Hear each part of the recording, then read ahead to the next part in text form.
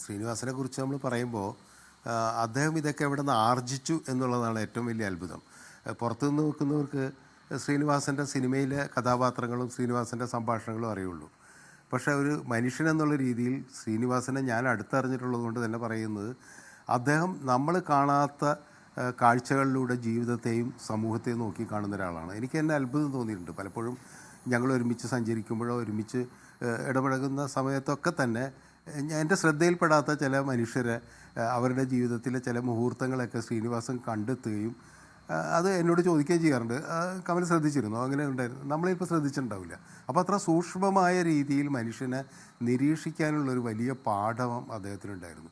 അതായിരിക്കാം ഒരുപക്ഷെ അദ്ദേഹത്തിൻ്റെ തിരക്കഥകളിൽ ഇത്രമാത്രം കേരളത്തിലെ സാമാന്യ ജനങ്ങളുടെ ജീവിതമായിട്ട് അടുത്ത് നിൽക്കുന്ന കഥാപാത്രങ്ങളെ അദ്ദേഹത്തിന് സൃഷ്ടിക്കാൻ കഴിഞ്ഞതെന്ന് എനിക്ക് തോന്നുന്നു. അദ്ദേഹം ഒരിക്കലും ഒരു സാങ്കല്പിക ലോകത്തിൽ, ഒരു കാൽപ്പനിക ലോകത്ത് ജീവിച്ചിരുന്നൊരു എഴുത്തുകാരനല്ല.